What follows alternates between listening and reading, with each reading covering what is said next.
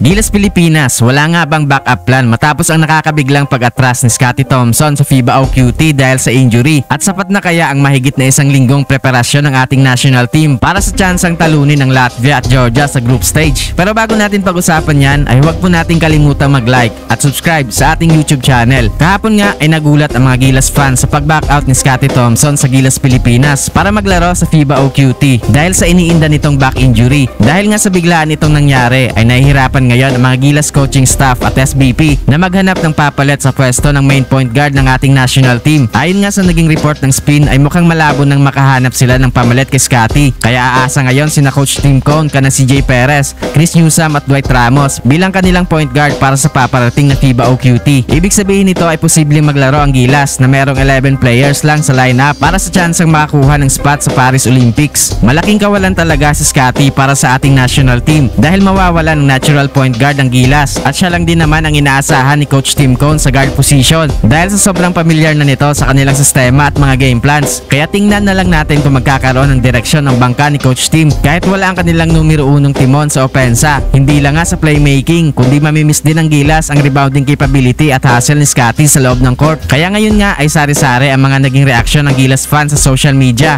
kung saan sinasabi nila dito na wala daw silang backup plan at pinupunan din nila ang maliit na oras na preparasyon ng Gilas kung saan kahapon lang nagsimula ang kanilang training. Mahigit isang linggo bago ang pagsisimula ng FIBA Olympic Qualifying Tournament. Pero habang ginagawa ko nga ang video na ito ay naglabas ng article si Snow Badwa sa Spin kung saan sinasabi nito na meron daw backup plan si Coach Tim Cone bago pa man ang injury ni Scottie Thompson, AJ Edo at Jamie Malonzo. Kung saan ang mga players na nasa backup list ni Coach Tim ay sina Renz Abando, Bobby Ray Parks Jr., Matthew Wright at Jordan Heading. Pero sa kasamaang palad ay committed na sina Renz Abando at Jordan Heading para maglaro sa strong group sa July kaya hindi ito pwede. Pero naglabas na nga ng komento ang owner ng strong group na si Jacob Lau na willing nilang ipahiram sina Heading at Renz Abando kung kailangan man sila ng Gilas at willing din daw silang tulungan ng ating national team para sa kampanya nito sa FIBA OQT. Dagdag niya pa na para daw ito sa Pilipinas at need daw nilang mag-sacrifice kasi kailangan sila ng national team. Isang tawag lang daw ng SBP at agad nila itong papakawalan. At si Parks naman nga ay kasalukuyang may kontrata sa kanyang kupunan sa Japan B-League kung saan magkakaroon ng conflict sa kanyang schedule kaya hindi rin ito available. Magkakaroon nga ng 3 tune-up games ang Gilas bago ang FIBA OQT